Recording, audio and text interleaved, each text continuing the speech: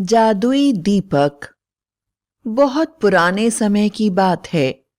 एक जंगल में एक बहुत बड़े पेड़ पर दो राक्षस रहा करते थे। दोनों शिकार करते और मिल बांट के खाते। राक्षसों के कारण गांव वाले बड़े ही भयभीत रहा करते थे। अक्सर राक्षस लकड़हारे को पकड़कर उन्हें अपना शिकार बनाते थे।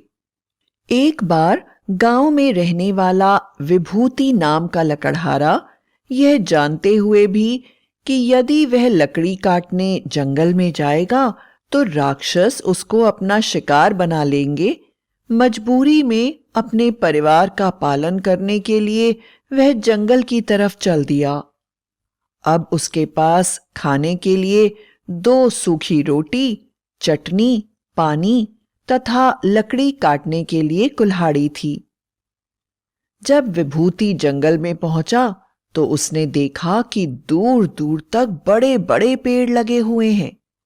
क्योंकि राक्षसों के डर के कारण लकड़हारे ने जंगल में पेड़ काटने के लिए आना छोड़ दिया था और आसपास कोई जानवर भी दिखाई नहीं दे रहे थे, विभूति को बहुत डर लग रहा था। लेकिन दूसरी तरफ परिवार का प्यार उसको मजबूर कर रहा था कि वो आगे बढ़े और लकड़ी काटे। थोड़ा आगे बढ़ने पर उसने देखा कि एक सूखा पेड़ नीचे गिरा हुआ है और वह बहुत खुश हुआ। उसने सोचा अब उसे पेड़ पर चढ़ने की जरूरत नहीं है। लकड़ियों को काट लेगा और अपने घर की तरफ लौटेगा। और उसने पेड़ की लकड़ियां काटना शुरू कर दिया। काफी देर हो गई और उसको भूख लगने लगी।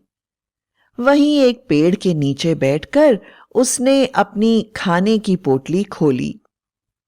पोटली के खोलते ही प्याज की चटनी और रोटी की सुगंध चारों तरफ फैल गई और कुछ दूर पर रहने वाले राक्षसों के नाक में भी वो सुगंध पहुंची और भूख से पीड़ित राक्षस सुगंध का पता लगाने के लिए पेड़ से नीचे उतर आए।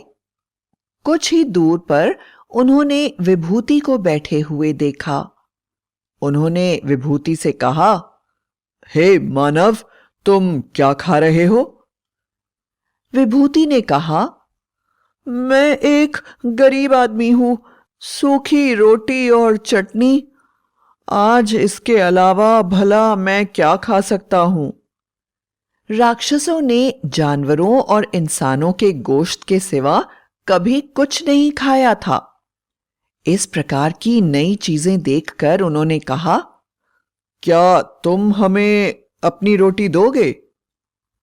राक्षसों की बात सुनकर विभूति बड़ा हैरान हुआ और बोला, आप इतने बड़े शरीर के मालिक हैं, भला इन दो रोटियों से आपका क्या होगा?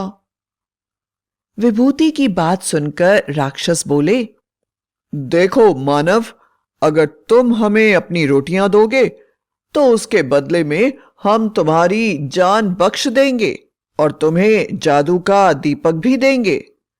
यह दीपक जलाते ही तुम्हारे पूरे घर में रोशनी हो जाएगी और पूरे गांव में तुम्हारा घर सबसे ज्यादा प्रकाशमान होगा। बेचारा विभूति राक्षसों को मना भी नहीं कर सकता था, इसलिए उसने मजबूरी में अपनी रोटियां, चटनी, प्याज आदि सब कुछ राक्षसों के हवाले कर दिया और काटी हुई पेड़ की लकड़ी को बांधकर अपने घर वापस आ गया। और घर आते ही उसने अपनी पत्नी से कहा, मुझे बहुत भूख लगी है, कृपया मुझे खाने को दो। विभूति की बात सुनकर पत्नी बोली, मगर मैंने तो तुम्हें दो रोटियां दी थी, क्या तुमने वह नहीं खाई? तो विभूति ने पत्नी को सारी बात बताकर दीपक उसके हाथ में दे दिया। काफी शाम हो चुकी थी। पत्नी ने सोचा, चलो इस जादुई दीपक को जलाती हूं। और दीपक के जलाते ही पूरे घर में उजाला फैल गया। दूर दूर तक किसी कोने में कहीं भी अंधेरे का नामो निशान भी नहीं बचा। ऐसा लगने लगा विभूति के घर में सूरज निकल आया हो। गांव वालों को भी यह उजाला दिखाई देने लगा और सब विभूति के पास आकर इसका कारण पूछने लगे।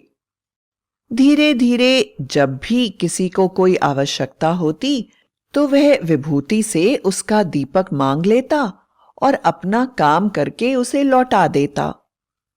एक बार जब विभूति अपने घर में दीपक जलाकर आराम कर रहा था तो रात में आकाश में परियां विचरण कर रही थीं और जब उनकी नजर धरती पर गई तो उन्हें नजर आया कि जैसे धरती पर कोई तारा उतर आया हो। यह देखकर वह बड़ी चकित हुई और उस तारे की तरफ चल पड़ी और चलते चलते विभूति के घर तक पहुंच गई। विभूति के घर पहुंचकर परियों ने विभूति से कहा, हे मनुष्य, तुम कौन हो और यह दीपक तुम्हें कहाँ मिला? पृथ्वी लोक का नहीं है यह तो नागलोक का है। तुम जल्दी से जल्दी यह दीपक जहां से प्राप्त करा है वहीं पर लौटा दो, वरना तुम्हारे ऊपर बहुत बड़ा संकट आ जाएगा। विभूति हैरानी से बोला, किंतु परी रानी, मुझे तो यह दीपक जंगल में रहने वाले राक्षसों ने भेंट के स्वरूप में दिया है। परी बोली, तुम बहुत भोले हो विभूति, यह दीपक नागलोक का है और किसी भांति राक्षसों ने प्राप्त कर लिया है, किंतु नागलोक में इसी दीपक के द्वारा उजाला होता है। इस समय नागलोक में दीपक न होने के कारण बड़ी खलबली मची हुई है और अंधेरा है। अगर उन्हें यह पता चल गया कि दीपक तुम्हारे पास है तो वह सब मिलकर तुम्हारे ऊपर आक्रमण कर देंगे और तुम्हारा पूरा गांव नागों के आक्रमण से खत्म हो जाएगा। यह सुनकर विभूति बहुत डर गया और परी से बोला, परी मां, आप ही बताइए, यह दीपक अब मैं कैसे वापस करूं? क्योंकि वापस जंगल में जाकर उन राक्षसों से मिलना और बात करना, इतनी हिम्मत मेरे अंदर नहीं है। परी बोली, तुम इस दीपक को किसी सांपों के बिल के पास रखो, वे स्वयं ही ले लेंगे, किंतु याद रखना, यह जानते ही कि यह उनका प्रिय दीपक तुम्हारे पास था, वह तुम्हें छोड़ेंगे नहीं, तुम्हें सजा देने की कोशिश करेंगे। मैं तुम्हें यह जादुई मोती देती हूं, अगर तुम्हारे कोई काम आ सके, इसको अपने मुंह में डालते ही तुम अदृश्य हो जाओगे और अपनी बात नागराज को समझा पाओगे। इससे ज्यादा मैं तुम्हारी कोई मदद नहीं कर सकती। तुम्हें अपनी बुद्धि से ही इस मुसीबत से बाहर आना होगा। परी की बात सुनकर विभूति ने डर के मारे वैसा ही किया और कुछ सोचकर गांव का पूरा दूध खरीद लिया।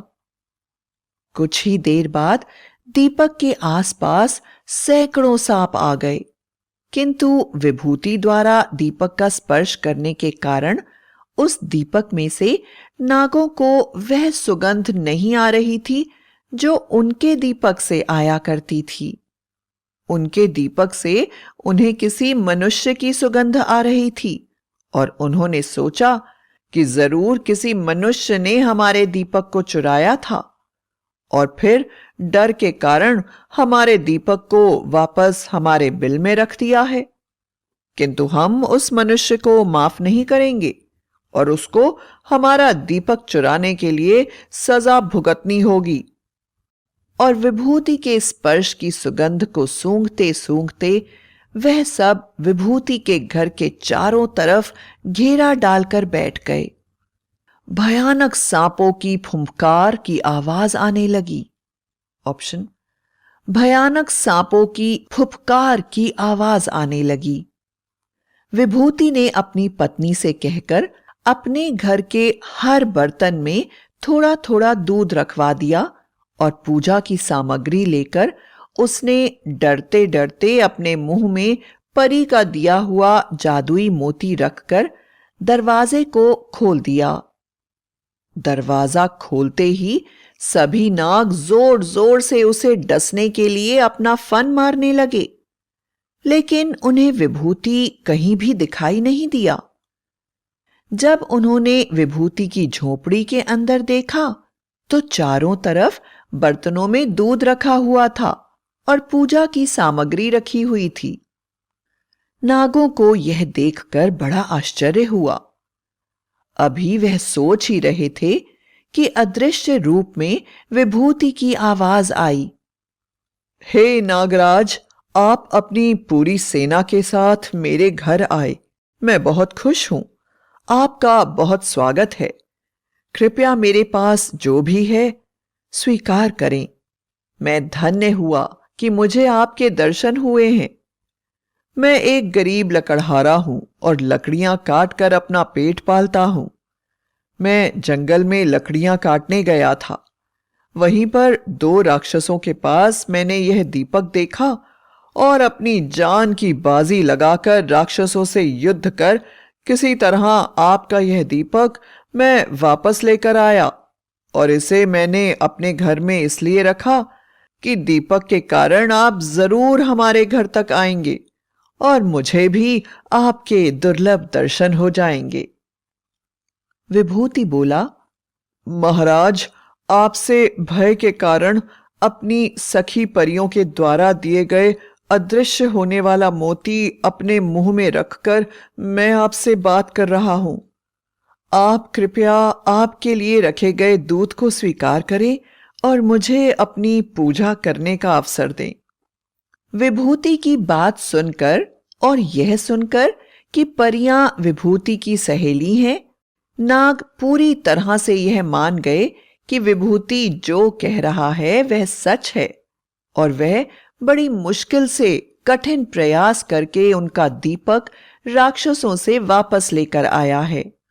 और वह बहुत प्रसन्न हुए तथा उन्होंने विभूति को बहुत से आशीर्वाद और हीरे जवाहरात दिए तथा विभूति का दिया हुआ दूध पीकर अपना दीपक वापस लेके अपने नागलोक चले गए।